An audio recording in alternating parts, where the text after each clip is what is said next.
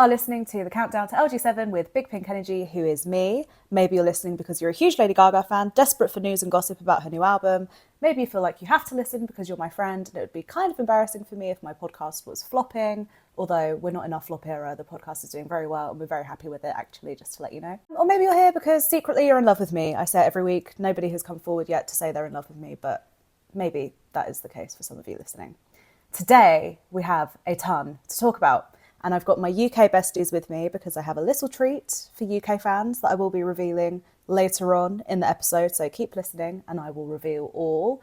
But first, Aidan and Chloe, thank you both for joining me. How are we doing? How are we feeling on this fine evening? Hi, Gorginas. Thank you for having us. us. I think the last time we all saw each other was Chromatica Ball. Yes, I know. Literally. Which feels like yesterday, but also like 20 years ago. Honestly. Yeah. So much has changed and yet we're still here, still keeping it moving. Yeah. Period. My mother needed to know when I was 12 that it was not going to be a phase. For real. Little monster for life. So much has happened even since the last episode I recorded. I remember when I first started this podcast that not much was happening and there'd maybe be one bit of news between the episodes and it would be an interview where she'd hinted towards a song, and now we have lyrics, multiple interviews, concerts, rumours of tour dates. Every time I log online, everyone's fighting about something. It's insane. It is literally mayhem at the minute within the fan base. I think it's been truly chaotic. Everybody is angry and attacking each other, and it's actually such a joyous time at the same time, so everybody's also really happy. It's very strange. Don't know what's going on, but we're all here and we're all ready to process it all together. So in terms of where to start, I thought maybe a good place to start would be just an updated timeline. I always run through a timeline. So here are all the dates of the things that we know we have coming up. March the 6th, Gaga's going to be doing a press conference for the fans with Spotify where people can submit their questions. I'm not sure if that's still open or if that's closed. The 7th of March, obviously the album releases. There's going to be some listening parties and events and stuff, I think, happening on actual album release day. If you are in New York, if you're in LA, and I think also in Paris and Japan, there's a couple of events happening. Then on the 8th, Gaga's doing SNL. She's double duty. She's hosting and performing, which I don't believe she's done since the Born This Way era. I did rewatch that episode recently and it's just perfection. So I'm so excited that she's going to be doing that. That's a lie. She double duty hosted in Art Pop era, actually, didn't she? Anyway, then on the 17th of March, we have the iHeartRadio Music Awards, where Gaga's going to be presented with the Innovator Award. I mean, we can probably speculate that she's probably going to perform something as well. Then on the 11th and 18th of April, we've got Coachella. Then on the 3rd of May, there is a performance in Brazil. That was officially announced this week as well as I'm seeing alleged confirmation that she's going to be performing in Mexico. So not sure if that is confirmed or not, but people were saying it's confirmed. So watch that space if anyone is listening from Mexico. Booked and busy. She's booked and busy. Booked Period. With a T on the end. She's booked. Plenty coming up. So yeah, lots going on. I guess let's start with this press conference. It's the first time she said that instead of getting journalists to ask questions, she's taking questions from the fans. She said doing something a little bit different this time. She said she wants to talk about music, life, anything, and then she said kind of, which always makes me laugh because I think she's always used that wording since forever. I remember she did an Ask Me Anything on Reddit, and then she said she called it an Ask Me Almost Anything. Do you know what instantly came to my mind was Skype ball. Oh, I've had a feeling you were going to say that. I just had a sense. I really just had a sense you were going to say Skype ball. Should we swiftly move on? I believe that is it an if you know, you know sort of thing? If you know, you know. And if you are someone who knows, you know it's best left in the past. So we will move on from that one because that was a train wreck. Actually, that was mayhem. That was actually foreshadowing mayhem. That was mayhem.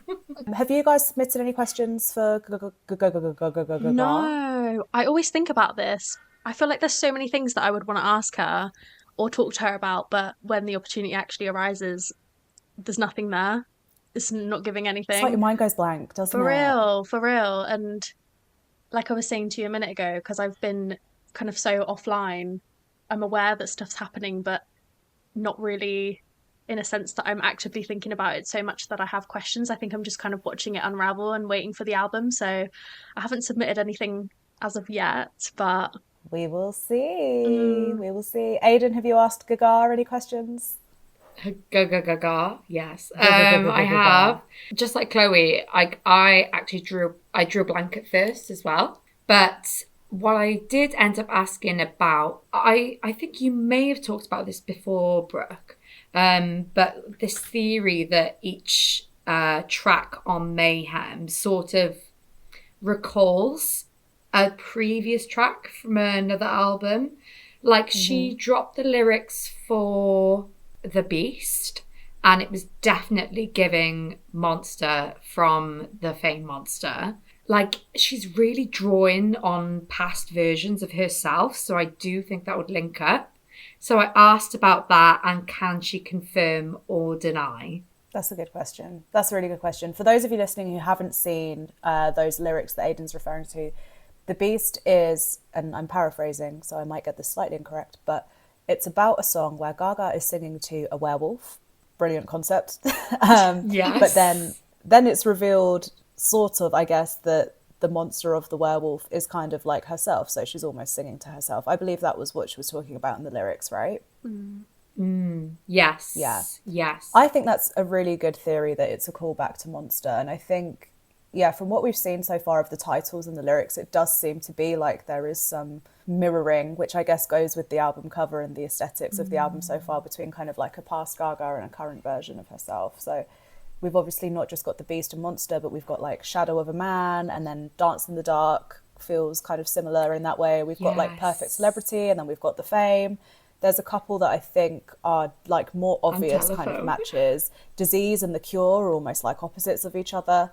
But the same at the same time, because she's saying I can cure your disease. There's a lot of kind of duality happening, I think, even just with what we've seen so far. And yeah, I think that's a brilliant question, because we've already seen like the aesthetics are revolving so much around this broken mirror and this idea of being, I've talked a little bit too much probably about being split in two.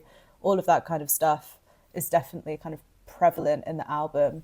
I think that's really interesting. I'd be interested to see what she'd say about that, because I think I've talked about this before, definitely, that from what we've heard so far from the music, it does feel like a callback to older Gaga in like previous eras, but it feels also like an evolution at the same time. So it doesn't just feel like Disease and Abracadabra could have been on Born This Way, or they could have been on The Fame Monster. I really do feel like they feel like a 2025 version of Gaga. They don't feel like a Gaga we've seen before, but she's definitely kind of calling back at the same time. I agree. For sure. I love this whole like theory of it being a callback to previous parts of her career as well, because even if you look at like the countdown to the kind of album title reveal on her website, how she incorporated every other era leading up to this one, like that's not something that she's kind of done previously. And I don't know if you guys saw the different vinyl variants and how each of those maybe were linked to like past albums and aesthetics. And I think it's really cool that like obviously she knows what she's doing, and I think it's a really cool way to kind of link all of those past versions of herself and past eras of herself together. I think that's been really, really interesting. Absolutely. And have you seen like she keeps referring to it as a gothic dream, which I think is really interesting terminology. Yes, I'm appreciating that as like a metal fan, honestly. I love a bit of like 80s gothic, and like just when I can't remember which interview it was, but when it was revealed the sort of genres that she's exploring, I just was like, oh my God, this is all a bit of me. Like this is so up my alley, 100%. So I just 1 week to go. We're not ready. I cannot wait. I can't believe how close it is. Like literally this time on Friday will be 7 days away. Like we're going to wake up on Friday and have a whole new Gaga album. And I think, and I've said this already, but I really do think it's going to be the best one she's made for us yet. Like, I agree. Fully feel that. I agree. Feel it in my Magnum bones. opus incoming. Yes, absolutely. We also got confirmation that Perfect Celebrity is the snippet we heard in Paris where she says she's a notorious being, which that has made me so excited for that song. I don't know if you guys are counting down for that one. Mm-hmm. Definitely. Did you see the post going round that we figured out the Instagram post where she's like redacted lyrics on her typewriter, but she's got That's Perfect Celebrity. And then we had the lie detector test, which was that was so good. I love that. But then we had the moment about Beyonce, and then sort of like people were doing like, I don't know if you've seen the meme of like Charlie Day from Always Sunny, but like just like linking everything together. So we had that. And then on the typewriter, Perfect Celebrity. But in the background was like a comic, like magazine of Telephone. So people were sort of like putting two and two together and wondering, I know people say every era, like Telephone Part 2.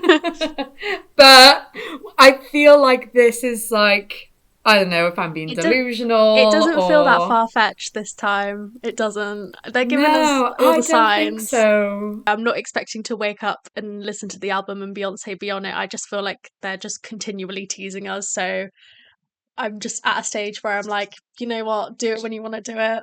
I'm not waiting. Yeah, no, same. I mean, we're all veteran stans here. I was thinking like, even if Beyonce's not on the album, we could have a bit of like with Christina on The Voice moment. She just does something live and we have like a live version. Who knows? Like a bonus track type situation. Or like a remix or something. Yeah. I'm also very excited for the prospect of Mayhem, like a remix like album. Ooh. Yeah. Because, every time I've listened to a post where someone's broken down the stems of like the vocals, the beats, and I know that like Gaga is like at her best when she's like producing as well. Like if we had a remix album, that would be super, super cool. I was going to say, I actually really hope we get like a Dawn of Chromatica version of Mayhem where we get like features from other artists. Like that was so enjoyable. Like we obviously had like bigger names like Charlie XCX and then like fan favorites like Rena and Brie Runway, and then we had more kind of like smaller artists. It was really cool just to kind of have a collection of people kind of reinvent Chromatica in a different way. I really thought that was excellent. So I'd absolutely be here for like a Dawn of Mayhem or Mayhem remix album, especially if it's going to kind of follow that trend of the features. I don't know if Beyonce would do it. I don't want to be a hater or a downer, but like I really do have a feeling that that was Gaga being polite in the interview. This is what I mean. I really think she has. You just can't take it as like confirmation of anything now. Like how many years has it been? 13? No. 14? This is it. No. This is it. It's been about 14 years and like, no, it'll be 15 years this year. Oh my God. Telephone, oh my right? God. So this is the thing. And I used to say I won't believe it until Gaga herself says it. Now I don't believe it even if Gaga herself says it. I believe it when like it's live. It's in front of me. I believe it when the video has gone live. Yeah. I believe it when I'm watching it. So I think she was being polite in that interview. And I think she does genuinely have intentions to give us a continuation of the video. I don't know if she has intentions to get Beyonce back in the studio and collaborate again. I don't think it's, she said it wasn't because of scheduling conflicts. I really do think it's like Beyonce and Gaga are so unique in their artistry that when they kind of do an era, they're really living in that era. So if Gaga's doing Mayhem, it wouldn't make sense for her to kind of link up with Beyonce while Beyonce's doing country, while she's doing Cowboy Carter era. It doesn't make sense to link those two. But also, there's obviously speculations that Beyonce's next album is going to be rock. So I could actually see, if anything, one, I like your idea of it being either a live moment or a remix moment. But the alternative, I believe it would probably be for Beyonce's album, if there is going to be a new Gaga and Beyonce, because that's when Beyonce's going to be more doing rock, new aesthetic, new sound. And then Gaga always leans into rock, no matter where she is in her career. We've always had rock elements, right through from the start, through to Born This Way was so rock inspired. Art Pop, we had like Manicure was like a really rock inspired song. Obviously, like we've just had that continuously. So I could see Gaga doing something like that. I think she really does have every intention of giving us a part 3 video. I just don't know if it's a Beyonce collaboration, and I don't know if it's happening for LG7 or something in the future. That's just my take. But look, maybe I'm wrong, because I've been wrong about several things this era. I didn't anticipate until we really got started exactly how much of this was for the fans. Like, so many things she's doing are things that people have asked for years and years. And I've always just assumed whenever like we hear like this is a rumor, I've just defaulted to assuming it's not true. But I've been proven wrong several times so far. So who knows? Maybe the Beyonce collaboration is real, and maybe it is on LG7, but I don't know.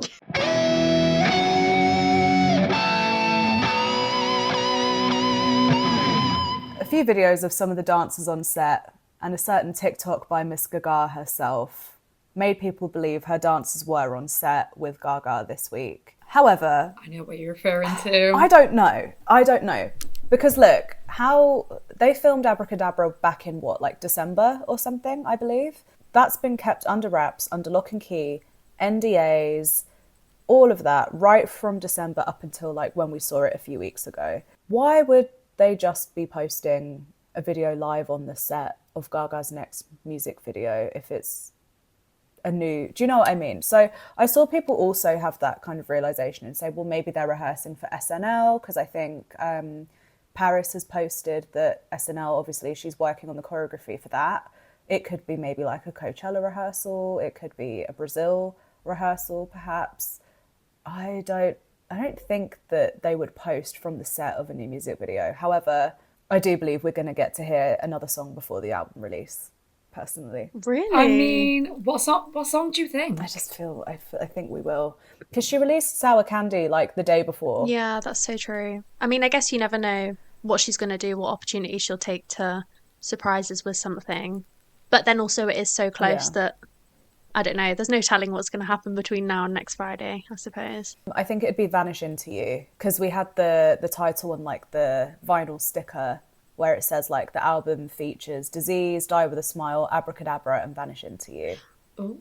So whether it's a promo single or an official single, I think that's what we're going to get before the album release, personally. That makes sense. I'm just excited to hear any track. Yeah. And I know a week, it's not that long, but also I don't know. I'm excited. We need it. Mm-hmm. Yes. We've been patient. For real. We've survived a drought. Yes, For I mean, real. thank God we had Harlequin, a mini era. I mean, I'm still listening to it. I love it, you know. And we were talking a little while back about sort of like the thing with like Shattered Mirrors. And of course we had Happy Mistake. Where did she perform that live? Was that Jimmy Kimmel? Oh, it was one of the Jimmys. Mm-hmm. One of the Jimmys. Yeah, one of them. But my God, that was absolutely stunning. And that so song, good. like, my head is full of broken mirrors. Like, as a trans man, I can't tell you how much that hit here in my heart and really resonated. So, yeah, this whole concept of Mayhem I'm just going to be obsessed with it. And I think the writing on this is going to be leveled up. Like, Gaga's always been brilliant at like storytelling and metaphors and things like that with her writing. But even a song like Abracadabra, I didn't actually appreciate the full strength of it until I actually realised what the lyrics were. So I was like, okay, yeah, no, it's a good song. I still prefer Disease. And then I looked at the lyrics and I was like, what do you mean keep your mind on the distance when the devil turns around? Like, these things she's just casually throwing out there as like her little pop verses. It's insane. So I think the brilliant writing, like you say, on Happy Mistake, I think we're going to see a lot more of that. And some really impressive stuff on Mayhem. I really feel like it.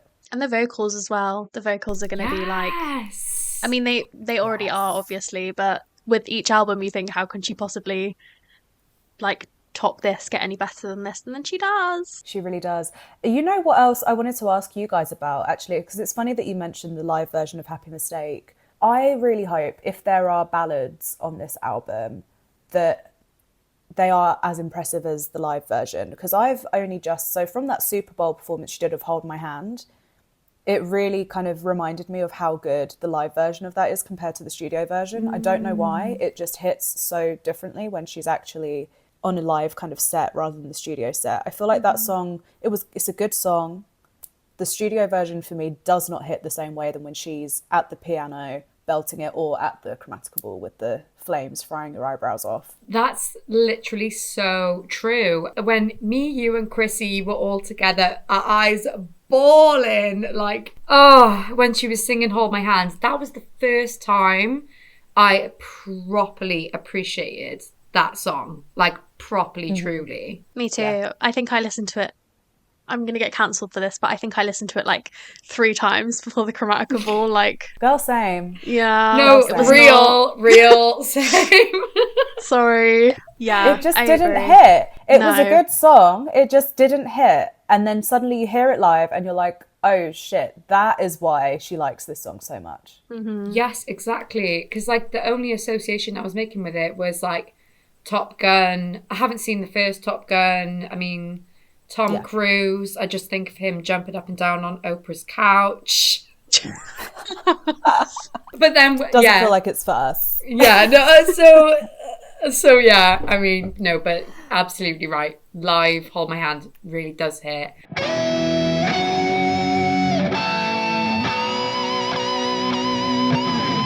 I feel like every day I log on, people are expecting a tour announcement, and I don't know what indication there has been. Maybe I've missed something, but people are very convinced we're getting a tour announcement soon. I do think we're going to get a tour date this year rather than next year.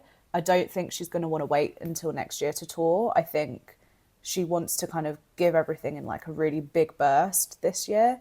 If not, I think she's absolutely going to be doing more festivals this year and then maybe a smaller select set of shows next year. But I definitely think we're going to get more shows this year. I just don't know why people are convinced we're getting an announcement soon. Maybe it's just because time is running away. Yeah, and it's almost March. I think people are just hyping themselves up because, I mean, there's obviously no pattern in when she's done her tour announcements, but with Chromatica, the original dates, that was like months before the album came out, wasn't it? I think she announced them in like the January, and the album wasn't due to come out until I think April at that time, or March. I don't even remember. So I think people are just maybe getting ahead of themselves. Excited. But honestly, I'm excited, but I'm fearful for my bank account. But yeah, it's going to be good. I know as soon as we do get the dates, it'll be mayhem for real. Ticketmaster have really cracked down on like the way I used to buy tickets with like the multiple laptops and all of that. Like I used to guarantee be able to get tickets, and now you're allowed one tab on one device and that's it. And I'm scared as well, because people that I work with that are not stans are telling me how good they think she is again, and I'm like, oh, the general public is, you know, like these are the people that we're going to be fighting with in the queue. Get to the back, come on. I don't want to see any normies in the pits. For real. Out. This is for us. Name all of Lady Gaga's dogs before you're allowed in these pre-sales, okay? Right. Starting with the 2 that were in the poker face video. Thank you. Okay. Wait, maybe I'm not allowed in because I've just forgotten. Me like, yep. I could describe to you what they look like. Don't remember the names. I do think, though, we are getting tour soon. A tour this year, or... But I agree with you, Brooke. I think she's going to do like a bit of a festival circuit and then tour. The only thing that makes me think it's tour this year, though, is because I think she is going to do stadiums. I don't think after Chromatica Ball she's going to go back to arenas, because I think her star power has almost gone up since Chromatica Ball. Yeah. And she managed to sell out stadiums for that tour, so I think she absolutely would for this tour. Yeah. And I believe stadium tours have to be in the summer because of sporting events. So I don't think you can do a stadium tour like in the winter, as far as I know. No. But that might be incorrect. No, I was thinking the same as you, and that's why I was partially thinking, is she going to wait till next year to do it? Because with her schedule as it already is, with stadium tours that are happening already this year, I wondered, like, is she going to be able to do that? Because I agree with you, I don't think she will go back to arenas, but who knows? And if she is doing a stadium tour this summer, then we've not got a lot of time to prepare for this. Like, there's really not that many months now until then. So Yeah. I'm hoping that it's next year, but that's not what my gut is telling me. I think it's going to be sooner than we think. I just want as many people as possible to be able to go, and I agree. Ticketmaster have been robbing people blind. So I really do want people to have enough time to save to go. I mean, I'm saving, like, I'm DIYing my merch. Like, it looks so good. Thank you. I love it. So thank you. But, you know, I just really want as many people as possible to go. I think artists need to do something radical to, like, just rein in, like, how expensive tickets are going to get. Sorry, I don't want to get too serious on you for a moment here, but if we're moving towards a society where, like, the arts aren't as highly valued, capitalism is wild, we need the arts. I mean, of course, we can still support small venues in the meantime and small artists. And that's something I really appreciate about Gaga, actually. Like, she will always advocate for the up and comers. Like, just knowing that, like, she loves sort of like Billy, Charlie, Chapel. Even like the small designers she's been wearing so far. She's been wearing, like, not just, you know, the big fashion house labels, but up and coming fashion designers, and trying to be more sustainable too.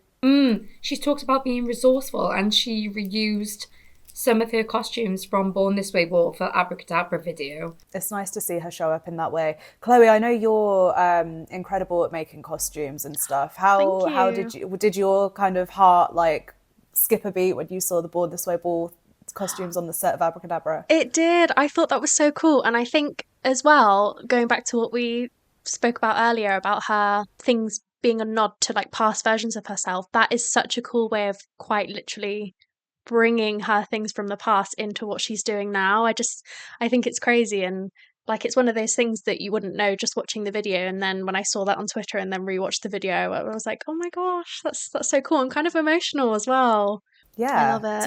To see something that, like, meant so much to us back then be, like, reinvented for something that means so much to us now is really cool. I feel that. But also a little piece of Holding my heart was like, also a little piece of my heart was thinking of those costumes, like, being taken apart as well. Like, no, same. I really feel like she's got some preserved somewhere. She has an archive, right? Yeah. Like, I think she's probably like, I'm keeping this as is, and I'm sacrificing these. And you can chop these up. Yeah. Imagine being that was your job, to unpick the stitches on the costumes. If it was me, my hand would be shaking with the pick. Like, I can't do it. For real. Like, that's history right there. Unpicking the stitches of history. Something else a bit random I wanted to talk about this episode was the phantom return of Gaga Daily, and then the redisappearance of Gaga Daily. No, because it's not funny. This is not a Gaga Daily podcast, it's not, but we have like, to talk about it. We have to talk about it. So I guess context for anyone listening who doesn't know, Gaga Daily is absolutely, hands down, without a doubt, the biggest Gaga fan site, news source, forum, fan account, everything, since basically the beginning of Gaga's career. And actually, I met tons of my friends online on the Gaga Daily forums, some of which I'm still in touch with today. It is a huge, huge, huge resource for any Gaga fan who has been here longer than the past few years. They were also huge across all social platforms. They were basically doing Gaga's PR. They were like, anything that happened, they engineered their social in such a way that anything they posted would go viral outside of Gaga fans. Like, they were really doing a big job for promoting her. And then all of a sudden they just stopped posting one day. So the forums, their own website, gagadaily.com, was still continuing as normal, but the admin was the only person that was running the social accounts. So he's disappeared. And since then, there has been no update on the social accounts. All we have ever heard is that the moderators on the forums who still had access just said that they hoped he was safe. They were continuing running the forums as normal until he hopefully comes back, but they don't have access to the social accounts. So that's been a few years. No, I think it's actually just been a year. It's just felt like a long time. Yeah. I think it's only been a year of radio silence on Gaga Daily's social accounts. Then the other day, all of a sudden, there is an Instagram post. We're back in big letters. And the caption is something along the lines of the admin has still not returned. The previous admin of Gaga Daily has still not returned. But in the meantime, we're going to be posting updates and whatever else. Everyone is celebrating, rejoicing, but still kind of thinking, oh God, I hope the admin is okay. And then what we find out from the Gaga Daily moderators over on the forums is that the Instagram post was not made by anybody they know or any of them or anyone who's in contact with the admin. They don't know why that post has appeared. So then they regained access to their Twitter account, which of course caused people to melt down. For whatever reason, I still don't really understand. Fast forward to where we are now. Whoever the intruder was has deleted the Instagram post, and the Gaga Daily moderators or someone close to the admin is running the Twitter account again as usual. Absolutely wild turn of events. I think all of us were just confused. I mean, there's never a dull day online. Never a dull day online. It just adds to the mayhem of it all, really. It really does. Streaming on the 7th of March. Get that promo. I never knew him, and I don't really know a lot about that whole situation, but I hope he's okay, and we miss his posts. Yeah, me too. And yeah. Aidan, did you have much of a Gaga Daily chokehold on your life? I think I definitely did. So my most vivid interaction with Gaga Daily was actually when I went to the art pop ball, the art rave. At the time, I thought it was remember physical tickets? Like this was like yes. like 10, 11 years ago. Unreal. Yeah. Bring them back. But anyway, so what they were doing, they were going around the line, the people that worked at the O2, and they were collecting our physical tickets to like sort of say, right, yeah, you're in. But they were collecting them in Katy Perry Prism plastic bags. Now, me, I thought this was hilarious. I was like, this has got to be shade, surely. So I know where you're going with this. Yeah, so like I sneakily like snapped a picture of like, oh my God, they're using Prism tour bags as like trash bags for our tickets. So obviously I had an amazing time, like the best time of my life, like at Art Rave, came out, checked my phone after I had like come back down to Earth, like from Venus. Gaga Daily had taken my pictures and reposted them, and they had like hundreds of retweets and like hundreds of likes, which to be fair in 2014 was quite significant. And I was like, oh my God, this is blown up. That is so funny. And you know what? I know they would have taken that without a tag, without asking you, without credit. No, literally. And like me, I was like 14, 15 years old. And I was like, excuse me, you need to give me credit for my photos. And I'm like, they were taken on like an iPhone 5. Who cares? Oh my God. I know. I was the exact same. I was the exact same as you. Like, oh my God. We have to laugh about it now. Admin, God bless the admin, wherever you are, we're hoping you're safe. We miss you. However, you love to take a post without credit and repost. You loved it. This is like the cornerstone of being the admin of Gaga Daily. Yeah. And we love you for it. It's a rite of passage. Yeah, it's got to be done. It's a rite of passage. You're not a veteran stan if you haven't had your content stolen by Gaga Daily. I swear, that man loved stealing a post. He did it to me, and I got really, really ticked off by it once. And then I think we fell out, blocked each other. This was after I'd been a user of the forums for like years. Like I probably like went through puberty on the forums. That's how much I went on that website. Like, I was addicted to Gaga Daily, like the forum. Yeah, fell out with the admin over having my post stolen over something. And then I think it was when I live streamed the House of Gucci red carpet. I don't know if anyone remembers that, but that live stream I did on Twitter went like semi-viral just within the fan base. And then he'd messaged me the next day, like just saying, oh, just wanted to get in touch just to say, like, your live stream last night was so sweet and so funny. I hope there's, you know, not still any bad feelings between us, and I hope you're, you know, whatever. And then we made friends, and then that was my experience with Gaga Daily. Yeah. So I am absolutely rooting for the safety of Gaga Daily's admin, and as much as I know he loves stealing a post, I do think he felt like he had to be maybe somewhat accountable for all of our posts that he stole. Someone had to be. We can laugh about it now. Yeah. We can laugh about it now. I mean, I just want to give a quick shout out to everyone over at Lady Gaga now, who, like LGN, they have just been fantastic. I don't, because they blocked me. And I still don't know why. In fact, This feels like a Bob and Peppermint moment. We are not shouting out that site. Thank you. Not on my podcast. Oh my god. Do your own. Petty. Wow. Yeah. And I'm petty enough to not have them shouted out. Real. You are so in your rights, honestly. I mean, listen, if they want to unblock me, then we can be talk. friends, Matteo. I know his name's Matteo. We can be friends, Matteo. It's okay. Just unblock me and be an adult. It's fine. And then we can be friends and we can walk off into the sunset together. Holding hands. Okay. We actually met in person. Yeah. We actually met in person at the Chromatica ball in Paris, and he didn't know who I was. And I was just stood there like...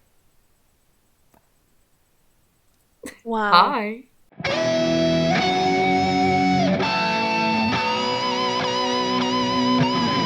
We found out the titles of the bonus tracks, one being Can't Stop the High and the other one being Kill for Love. I'm excited for both of those. I don't know if you guys have noticed, there seems to be quite a strong reference throughout the album so far to drugs, which I'm quite excited for personally. Yeah.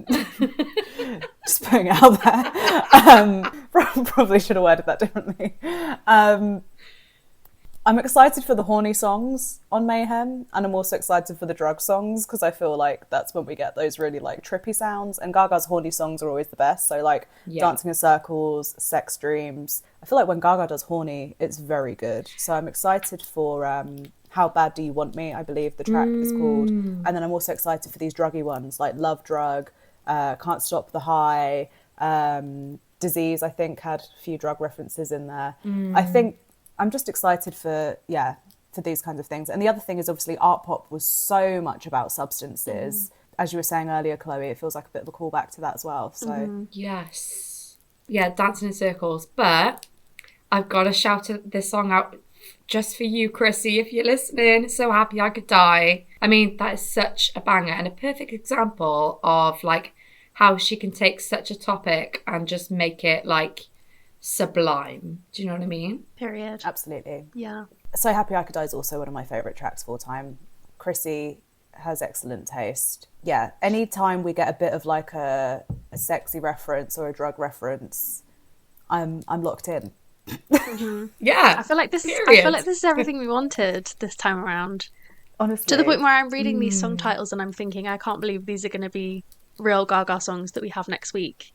They feel so her, and again, like in the way that they're callbacks to her career, but they also feel so different when you look at her other song titles and her everything else that she's done. So yeah, it's exciting. I've got a couple of questions that people have sent in. Do I intend to record my first reaction to the album? And if not, what are my plans for the first listen? So I wanted to actually ask anybody listening or watching what they would like because we've been counting down to this album together through this podcast, and I've done like reaction videos and stuff like that. I think I'm going to book the day off work actually, the day the album comes out. So I'm going to be present. I'm going to be able to record. I was thinking of doing a live stream, but I don't want to one, exclude anybody who's in a different time zone, and two, I don't want to live stream if like everybody is also having their first listen, because that feels a bit like you then either have to pick if you want to listen with me or listen on your own. I don't really want to do that. I feel like we all just want to have that moment, but I do want to document it somehow. So I guess my question for the listeners, maybe I'll put a poll up somewhere or something. What do we want to do on release day? And how is everybody else celebrating? I think reaction videos for me, I'm not the reaction video girl who like screams and runs around the room. I'm very much like, need to absorb it for like 3 hours and then I can give you like a decent take on what I've just experienced. So I don't know if it's just like I can record maybe my initial reaction, listen to it a couple more times, like 10 more times, and then do like another kind of debrief and then put that all in the same video. I don't know if that's what you guys want. I am going to be going out in the evening to the club night in London, and that brings me on to something very exciting. We have our first podcast competition. So I'm partnering with the Gaga Club Night people, and we're giving away a pair of tickets. So if you are planning on going out and celebrating the new Gaga album, check and see if they're coming to a city near you. Let me read out the cities they're coming to. They're going to be doing club nights in London, Dublin, Belfast, Glasgow, Cardiff, Manchester, Edinburgh, Nottingham, Newcastle and Aberdeen from March through until April. So if you are near any of those cities, head over to my Instagram or their Instagram, where you will be able to enter for the chance to win a pair of tickets. But personally, I'm going to be at the London one on the day of the album release. So if anyone listening is planning on going, I will see you there. Come up, please say hello to me. And please do not be offended if I do not remember you, because I'm really bad at remembering people. Even if we've met several times, please just... You're so real for that. I have a terrible, terrible memory. Just don't be offended if I don't remember you, please. But yeah, I'm really looking forward to that. So yeah, sorry, that was a long way to say in terms of what am I planning to film my reaction?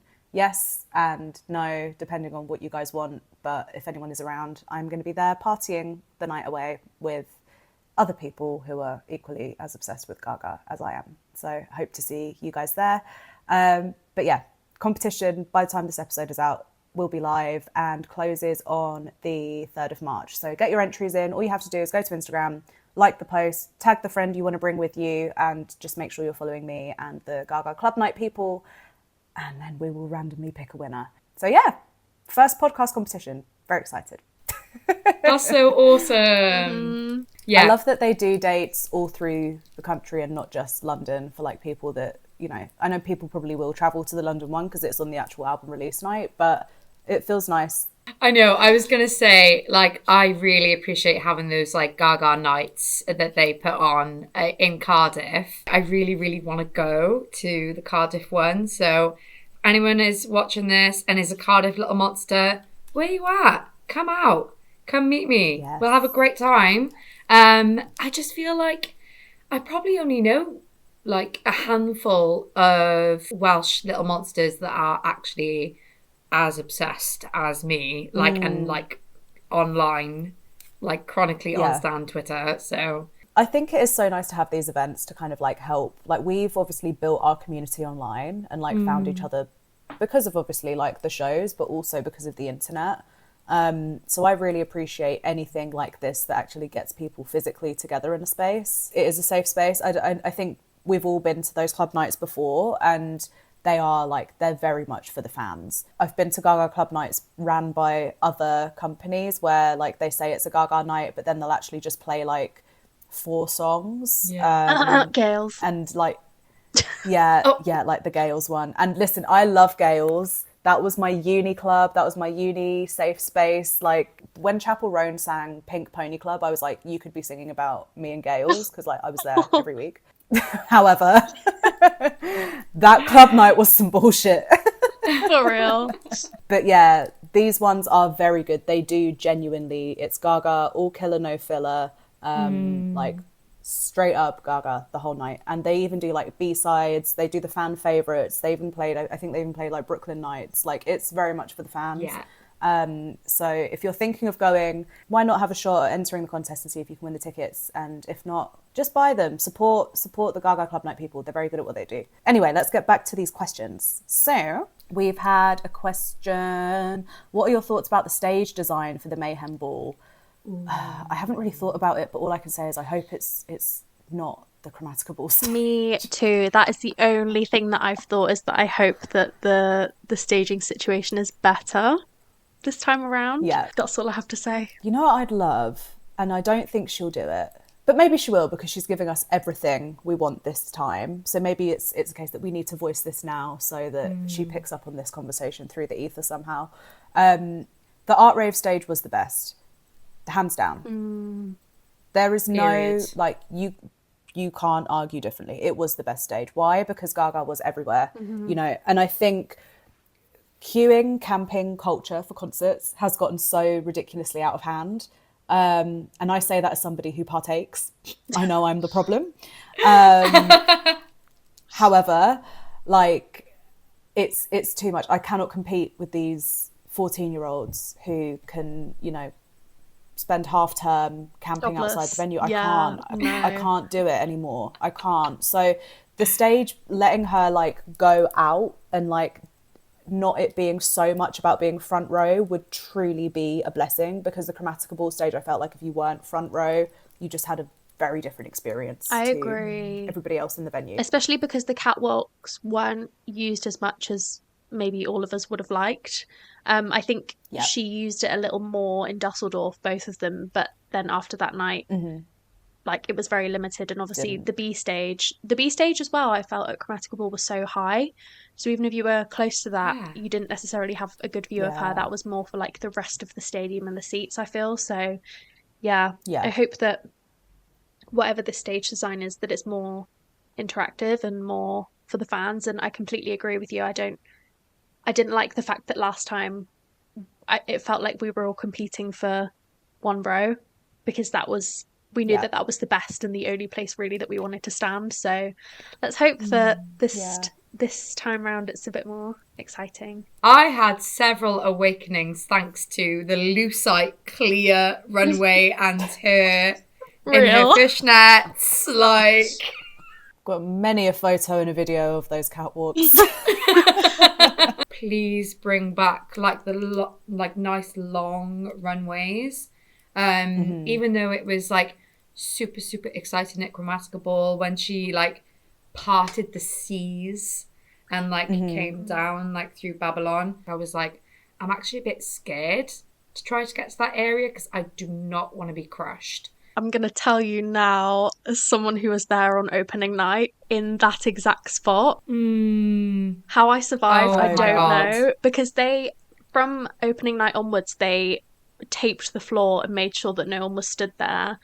On opening night, I mean, the security was shocking that night anyway. If you were there, you know, it was horrible. But they let everyone stand along the whole length of that part of the barricade, and they let everyone crowd the entire section. So it wasn't until everyone was in there and the entire golden circle was full that they were saying, no, you need to move and you need to part. And obviously people didn't want to let go of their barricade spots. People suspected that something was happening, so they didn't want to move away from that area. That was just poor organisation. So I'm glad that they sorted it out every night from then onwards. But yeah, being there for the first night was an experience. Not it. Let's say that. Oh God. We all like saw and really appreciated like the brutalist vision. Like I personally like actually like one of my low-key special interests is brutalist architecture. So I was just like, oh my God. But also practically, if you were sort of like, you know, in that sort of corner here where sort of the catwalk meets this area of the stage, if you're like here, you cannot see. So no. Yeah. I think she should keep the flames because that was so iconic. Yeah. Period. I mean, I will never forget the guy with the toast who has me blocked, by the way. Oh. For what reason? I love that we're using this podcast to just like air the people. I know. This is so funny. This is a call out episode. Have you guys seen the theory that the Chromatica Ball stage was actually the beginning of Mayhem. You know, the way we were kind of anticipating Chromatica to be so like colourful and pink and green, and then the stage ended up being brutalist. Have you guys seen that theory that actually she was already kind of like in the Mayhem phase when she was doing the Chromatica Ball stage design? I haven't, no, but that would make sense, especially considering there was so much time between when the tour was supposed to happen and when it did actually happen, that I do always wonder what a 2020 Chromatica Ball tour would have looked like. Do you remember she went and, was it a Dom Perignon event that she DJ'd at a couple weeks after the Chromatica Ball ended, and she had like the bleached brows, the bleached hair, and that look, I feel like that was almost like kind of Mayhem coded as well, and like from that moment we felt a little bit in this era already, so maybe she was already there. Yeah, I totally agree. And at the Chromatica Ball film launch party, where she was actually wearing a piece of a car. Yes. I like very much that. And it makes total sense because the Chromatica era was so drawn out because of like COVID, and then the tour got cancelled again. And like, of course, she's going to evolve and change over that period of time. I think like you say with the car as well, like it was leading from Chromatica into Mayhem. We've obviously got the Disease video where she's being chased by a woman in a car. But even like thematically, Chromatica is about these demons that she's battling and how she's created a fictional place where she goes to kind of cope with her trauma. And then Mayhem is about embracing, like, you can't run from your trauma. You just have to learn to live with it. It's dance or die. It's a continuation. I've spoken about this so many times on this podcast, so I won't do the whole spiel again, but like, she is really telling us a consistent story through her entire discography about reality and fantasy, about trauma, and about chaos. It's been consistent. So to see it all almost come to a head, I believe, with Mayhem, I'm so excited. And that is why, I've already said, but that is why I do think it's going to be the best album of her career. I just feel it. I think just sense it. I feel as a fan is a difference as well in this era. Obviously, with each era, she almost adopts a personality or like a persona. And I feel like that's not necessarily happening this time round. I feel we're seeing her return to her most authentic self, whatever that is, but it feels like her. It doesn't feel like she's feeding us a version or a character like Joanne, for example. Like, it feels like Gaga. I couldn't agree more. I think, honestly, all of the music videos of this era is going to show as an arc of the Mistress of Mayhem. And that is her outlet of, like, the persona for this era. But ultimately, Gaga herself is, like, the most filtered, like, version of all versions of herself. Like, it's so meta. I'm trying to like get my head around that. Yeah. No, I get what you mean. Like, she's obviously got these personas in the music videos, but actually who she is in like the press and things like that, she is her. It's like, yeah, it's really cool to see her still like do that. I'm loving like all the promotional stuff we're seeing from her this era. Like, it feels like we're still getting to know her, but we all know her so well at the same time. Yeah. It's been a joy so far, honestly. I need that Chicken Chop Day episode. Yes. I need a tiny desk. I need a tiny desk set so badly. Yeah. Do you know what I was thinking about today? We need like several covers of V magazine. Yes. Yeah.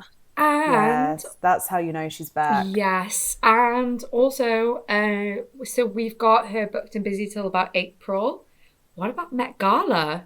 Yeah, I was thinking this because obviously the theme this year, correct me if I'm wrong, is it not all around like black menswear? As in black designers? Oh, I haven't actually seen the announcement yet. I think that's what it is. I would be interested to see if she goes what she would do, because like we've touched on a little bit how she does uplift designers, and she's always been quite vocal about, you know, crediting where credit's due. When she's talked about jazz music, you know, she's done so much with jazz, but she's always spoken about how that's a black genre. Yes. Even though it is around black people and menswear, and Gaga is neither black nor a man, I would still be interested to see if she goes, like, what she would do, because I think she would do something really interesting for the Met Gala. Oh, absolutely she would. Like, there's no doubt in my mind. Like, I mean, Gaga's always the best at interpreting Met Gala themes anyway, but, like, she'll take this and do a home run, like, if she's gonna go.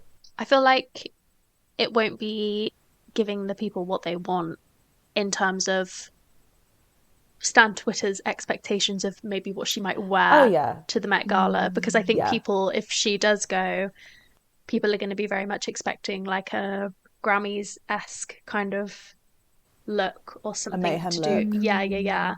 Where actually, I feel like if she does go, she's absolutely going to go to town and do something that's not necessarily related to her album, but related to honouring that theme. Yeah. So I could see her doing like a tailored suit, just like really simple tailored suit. Yeah, but like so absolutely crisp and clean. Yeah. Like a bit like with the fit being exquisite. Like something like that. 100%. I agree with you, Chloe. I think Stan Twitter at the minute just seems very angsty about everything. I don't know why. I don't know what's up with people. It's like it should be a fun celebratory time. But everyone seems to be fighting about different things every day. Fans melting down is not going to be something that goes away this era, unfortunately. But and to be fair, the Met Gala is going to be a breeding ground for it, I think. And to be fair, with like like the Muskification of like our app where we're supposed to dominate, it's hard out here. Honestly, it's only going to get worse. Listen, I quit Twitter for a while, considering I'm on it religiously, like every day. I think I quit for maybe like a month or 2 months. Blue Sky just isn't for anything that isn't Stan Twitter. I think it's good. If you're on Twitter for Stan Twitter, it's not a good alternative because people just aren't using it. And I think what really that's, celebrities, not to be that person, but I do think celebrities have a responsibility here to get their fans to make the switch, because that's the only way it's going to happen. We've tried several times to make the switch, to get our friends to make the switch. It's not happening. RIP littlemonsters.com. That's it. We need it back. In need a it back. I think it still exists. It does still exist. And it's in the App Store, but like it barely works. I think I still have it on my phone, but every time I open it, it's like the same post at the top. It's not. She's my email dead. Got hacked because of littlemonsters.com. No. Like a data leak or something. I got a not this. This is random, but do you guys remember that app that you could download during the Joanne era that was like Joanne stickers? Oh my god, I saw one of those the other day. Was it Gaga emoji or something like that? Yeah, it was like Gaga emoji. Yeah, something like that. I need to go like on the Gaga wiki and like look at this. I don't think I downloaded it because I remember just being like, I don't get what the point is. No, same. I never had it. This is the era of like Gaga doing Million Reasons on Musical.ly. No, it was. Yeah. Dark times. Dark times. Oh no. I'm so glad we've moved on from that. I'm so like beyond grateful. That was too much. That was difficult to observe. I'm so proud of her growth as a TikTok superstar. Yeah, exactly. I mean, absolutely. I think let's focus on the positive. Yeah, she even like responded to a comment that was like from fake boomerangs to perfect transitions. Oh my god. Yeah. I've got another question: disease or abracadabra? Personally, for me, it's disease, but as I said earlier, I have a newfound appreciation for abracadabra because I just think the lyrics are so good. Disease for me just still hits differently. What about you guys? Are you disease or abracadabra? I think real music lovers will understand this. So directly in my headphones, it's disease. Out loud, like blasting in the car, it's abracadabra. I like that answer. My initial response was to say abracadabra, but then I remember like the layers in disease and it becomes such a difficult choice. And I was going to say that I prefer the disease music video as well, but then I remembered the abracadabra music video and I'm like, how could I say that? So I really don't know. Do you guys have a favourite music video though of the two? It's hard to say. I think abracadabra has to take it just because the disease video for me was a 10 out of 10, but the only note would have been a big choreography moment. Yeah. So it was almost like Gaga made us wait for that and then gave it Yeah. to us. Like, she was like double or nothing. She was like, I'm going to give you it in spades. Yeah. With Abracadabra. Yes, So exactly. I love both, but I think even just seeing like more of the process into what went into Abracadabra has also just like kind of deepened that appreciation for it. So I'd say, yeah, maybe song, Disease, and then video, Abracadabra, but it's close. It's very close. I agree. I can't wait to hear the album in a club. Like, that's what I'm looking forward to. Like, Abracadabra. I'm so sad I can't go to the club night. Oh, girl, find a way. Move heaven and earth. Please. It's so annoying because I'm in London the day after, but that's why I can't go, because I'm coming up the day after. So it's literally like, yeah, it's fine. Oh, that's such a shame. Yeah. I'm going to be in Cardiff if you want to make the trip. But yeah, I know it's a trek, so. Well, it's a good thing they go in so many cities, so yeah. It is nice. It does feel inclusive. Okay, it's time for me to check in with the tracks that you're claiming. So we've had a number of tracks claimed already. There's enough that you don't have to claim the same track that's already been claimed. It's probably too confusing if I start excluding half of the track list, so let's just allow doubles. Are you guys ready? Do you have your tracks? Yes? Okay, Aidan, let's start with you. Okay. Can I claim two? Sure. Okay, thanks. Garden of Eden and Killer Feet Gesaffelstein. Because I know that's going to send me into orbit. Because I've heard some of his stuff and it is just amazing. Both of those. Yeah, Garden of Eden is suddenly reminding me of like Venus, Garden Panty. What about you, Chloe? Yeah, I completely agree. I'm going to claim Killer as well, purely based on the fact that I love Gesaffelstein. Is that how you say his name? I don't know. I think it is. I googled it and I think it is. Yeah. Thanks. I love his production. I love his stuff with The Weeknd. Like, so I just know that song is gonna like. I love when he did Back to Back with Charlie. That was like, I wanted to cry. Like that, I loved that so much. So I know that this is going to be everything I want and more from a Gaga song. So I'm really excited.